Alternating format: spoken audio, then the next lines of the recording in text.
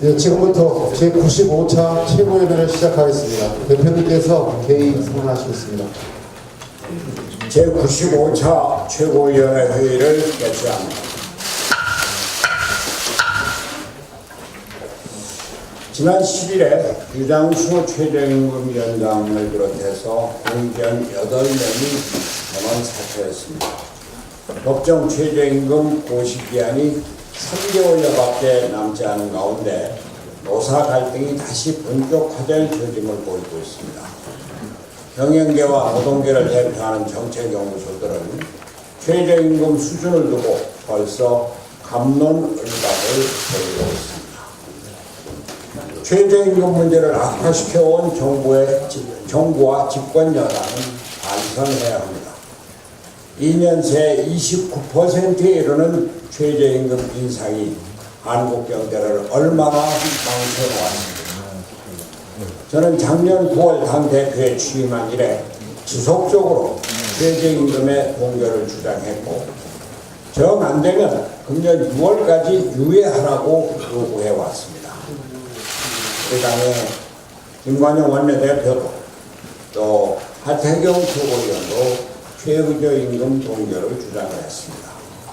최저임금의 급격한 인상과 주 52시간 노동시간 단축, 주휴수당 이러한 것들이 자영업자와 소상공인뿐만이 아니라 연쇄적으로 대기업 고용 악화에까지 연결이 되는 이런 마당에 그 고리를 잠깐이라도 끊어야 되겠다고 하는 생각에서 최저임금 동결을 주장을 했던 것입니다.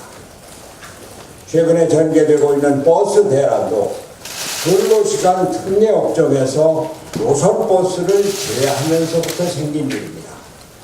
최저임금 정책과 소득주도 성장 정책은 실업률, 특히 청년 실업률을 높이고 사회적 평등지수도 악화시켰습니다.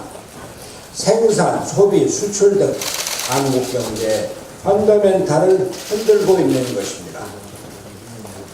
정부는 소득주도 성장 정책의 정당성만을 강변해 오다가 최근에야 입장을 조금 바꿨습니다. 최근 문재인 대통령이 최저임금 속도 조절을 언급하고 민주당 내부에서도 동결을 요구하는 목소리가 나오고 있습니다. 그러나 문제는 실체입니다. 문재인 대통령은 내년도 최저임금을 동결시킬 확실한 의지 표명을 해야 합니다. 최저임금위원회에 책임을 돌릴 생각은 조금이라도 해서는 안 됩니다. 문재인 대통령에게 촉구합니다. 우리나라 경제가 무너지고 있습니다. 국민들이 죽어가는데 이념이 무슨 소용입니까? 최저임금을 동결하고 탄력근로제 기간 연장을 바로 실시하십시오. 그리고 무엇보다 소득주도 성장 정책의 폐기를 전환하십시오. 친노동, 반기업의 경제정책을 포기하고 시장경제와 친기업으로 철학을 바꾸십시오. 한 말씀만 더 드리겠습니다. 트럼프 대통령이 10일 북한의 미사일 도발과 관련해서 그것이 신뢰 위반이라고는 생각지 않는다고 말했습니다. 전날 북한의 미사일 도발에 대해서 매우 심각하게 주시하고 있다고 하는 반응을 내놨던 그가 하루 만에 수위를 조절하고 나선 것입니다. 트럼프 대통령이 대화 기조를 이어가겠다고 하는 뜻을 나타낸 것 다행스러운 일입니다. 이런 상황에서 북한은 미국과 한국 정부의 대화를 위한 노력에 찬물을 끼얹어서는 안 됩니다.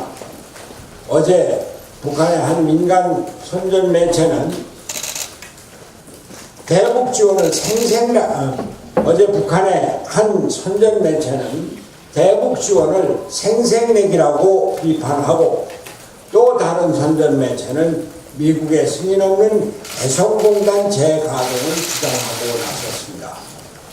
미사일 발사로 국제적인 긴장이 고조되고 있는 가운데 한국 정부는 인도적 지원책으로 식량 지원을 추진하고 있고 이러한 가운데서 북한이 이러한 반응을 보이는 것은 심히 유감스러운 일이 아닐 수 없습니다. 문재인 대통령은 북한에 대한 식량 지원을 위해서 미국 정부를 설득을 하고 또 이 문제를 논하기 위해서 여야 영수회담까지 제안해놓고 있습니다.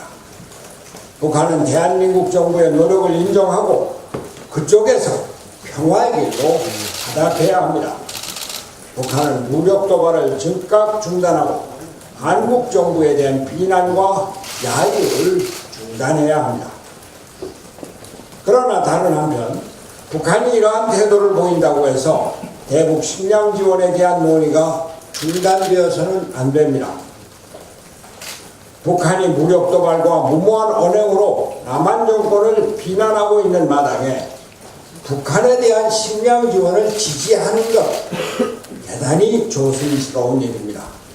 그러나 우리는 북한 정권이 아니라 우리의 동포인 북한의 주민들의 건강과 안녕을 걱정하기 때문입니다.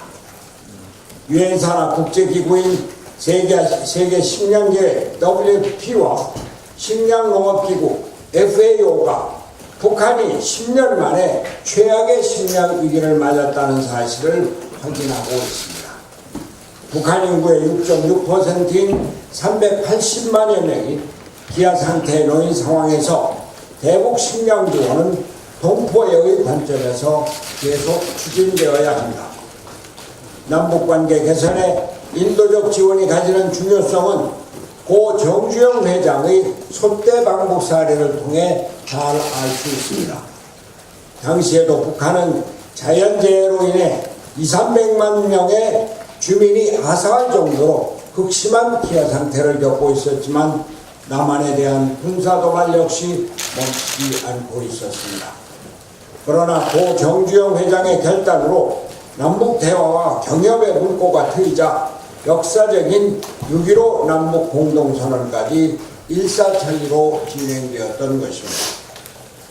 얼마 전 북한을 방문하여 옥수수를 전달하고 온 법륜 스님께서도 미사일을 쏘든 안 쏘든 북한 주민들이 굶주리고 있는 사실은 똑같다고 말했습니다. 기아 상태에 빠진 우리 민족을 돕는 일에 정치와 이념이 되어서는 안 됩니다. 진보와 보수를 떠나 대북 식량 지원은 한반도의 평화와 한민족의 상호 번영이라는 차원에서 국민의 뜻을 모아 추진되어야 합니다. 문재인 대통령과 정부는 북한에 대한 식량 지원이 자칫 남남 갈등으로 비화되지 않도록 반대파들을 설득하고 국론을 모으는 데 노력해 주기 바랍니다.